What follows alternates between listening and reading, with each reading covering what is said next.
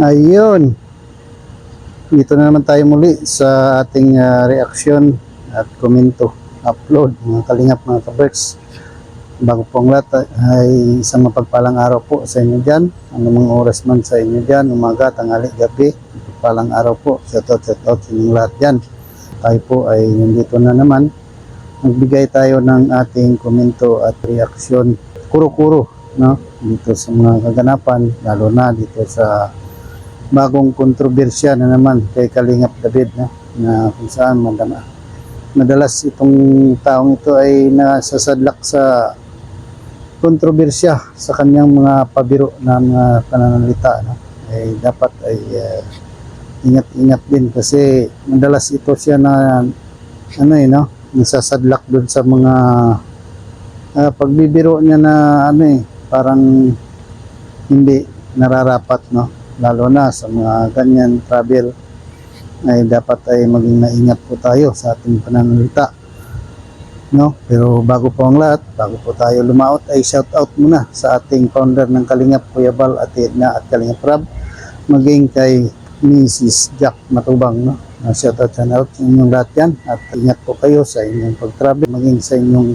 mga kasamahan dyan, shout out, patuloy na ang gabay ng Panginoon ay sumainyo nawa, at shout out din sa aking mga kasamahan Kalingap Strikers na nandyan sa pinapangunahan ni Ate Glo, Sil TV PH, Hayats Mix Vlog at si Sasa 26 TV, si Selena Barbosa, Chris Jacqueline Lupusin, Maria Legaspi Vlog, si Sir Magalo, ngayon si Federico Santos, Papa Rico at ay sino pa ba?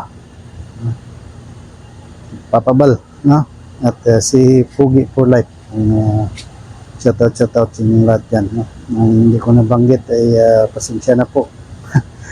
Parang may nakalimutan ako o ano man.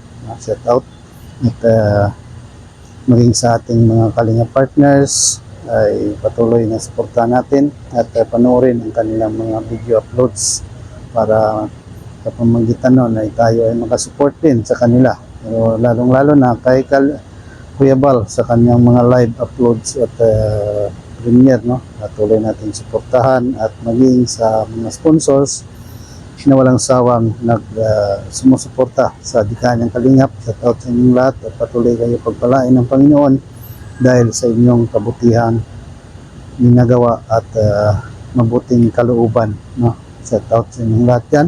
Suportahan din po natin ang mga reactors, ng Karipa, si Pres Birador ng Karipa, presidente ng mga presidente, shout out at tuloy natin suportahan, yan. Ito nga po ay yung pinasadlakan na naman ng kontrobersya ni Kalingap David, na kung saan ay nagbitaw na naman ito ng pabiro na pananalita, bagong issue na naman.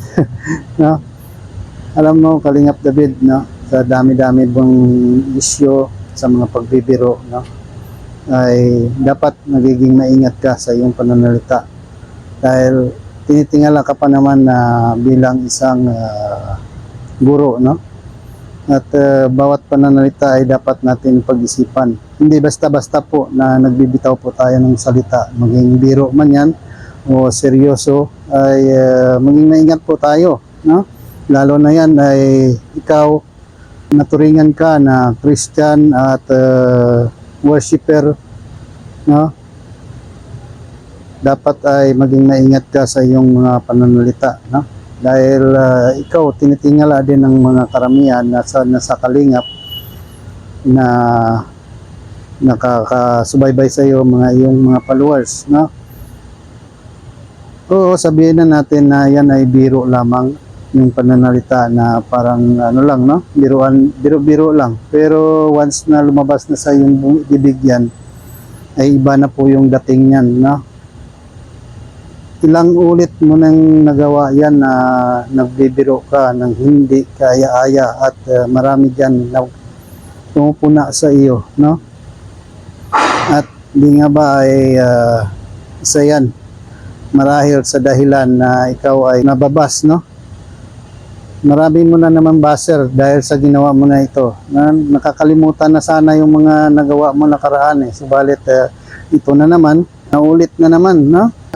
Parang hindi maganda na yung mga tao ay yung mga kalingap, no? Ikaw nandyan na imbis ang pabaon mo ay prayer, no?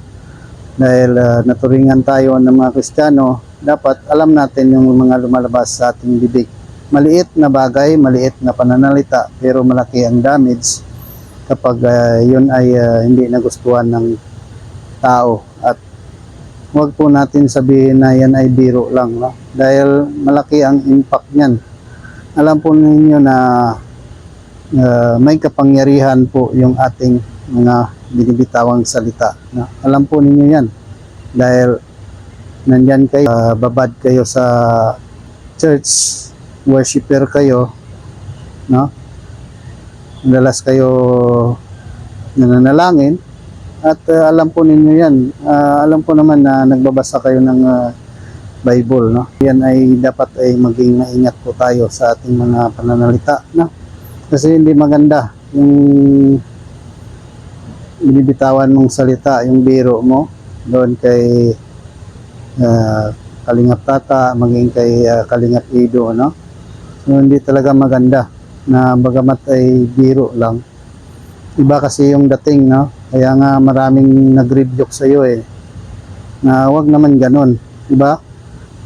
Ni-rebuke ka doon na wag naman ganon. Kasi parang hindi po talaga maganda na ganon ang biro.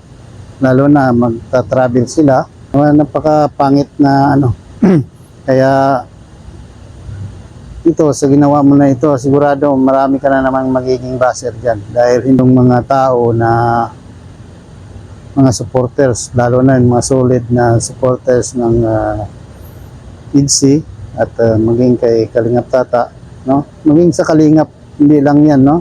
At narinig ko nga, pati doon sa Karabay, no? Na nais ka na naman nilang pakyatin. Tama lang naman kung talagang kinakailangan ay umakyat ka doon at magpaliwanag muli.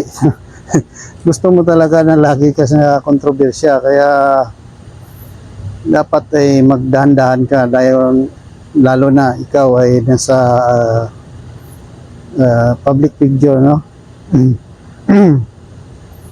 Yung mga tao na nandyan nakatingala sa iyo, nagmamasid sa iyo, ay binabantayan ka palagi bawat buka ng iyong bibig. Kaya ingat-ingat lang, Kalingap David, no? Dahil ako hindi ko rin nagustuhan yung yung pagbitiw mo ng mga pananalita, dahil bilang Kristiyano alam po natin yan, napaka sensitive at napaka makapangyarihan yung ating mga labi, no? Dila, no? Sabi nga ay pag-ingatan natin yung anuman ng ating binibitawan pananalita, dahil good or bad ay mayroon niyang ibabalik, no? Sabi nga ng Panginoon ay hindi yon babalik sa kanya nang walang magaganap, no? Kumbaga magiging empty. Kaya tayo ay bilang isang Kristiyano at naniniwala sa mga salita ng Panginoon ay dapat ay tayo ay maging maingat, no? Ingat po talaga. Hindi po 'yan basta biro lang, no? Dahil aalis sila, maglalakbay sila. So hindi natin alam yung mga pangyayari, no?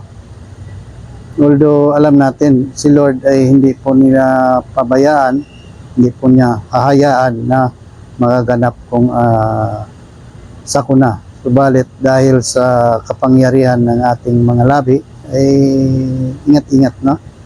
Kasi hindi talaga maganda tingnan yung hindi maganda pakinggan yung mga binitawan mo. At marami na rin nakapagbigay reaksyon dito, at ito ay yung aking komento ay paalala lang sa iyo, no? Na susunod maging maingat po tayo sa mga sensitive na bagay na ating bibitawan, dahil hindi yan basta-basta, no? Dahil naturingan ka naman na teacher. So, ingat ka dahil sigurado sa panahon nga na naman na ito, marami ka na naman magiging baser, marami ka na naman ano sa iyo diyan, magko-content at pupunain ka, no? Hindi hahayaan ng mga ilan yan diyan, mga supporters na ganun ang sasabihin mo na naman.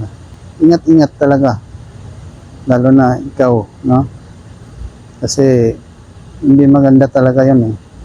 Yung sabihin mo, yung parang ano na, namamaalam na, yung huling ano na, eh hindi maganda.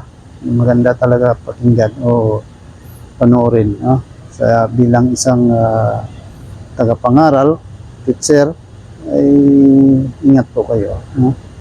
Ako naniniwala na biro lang yun, pero hindi maganda kasi, no? Yung dating niya ay hindi maganda. Kaya ingat-ingat at yun lang.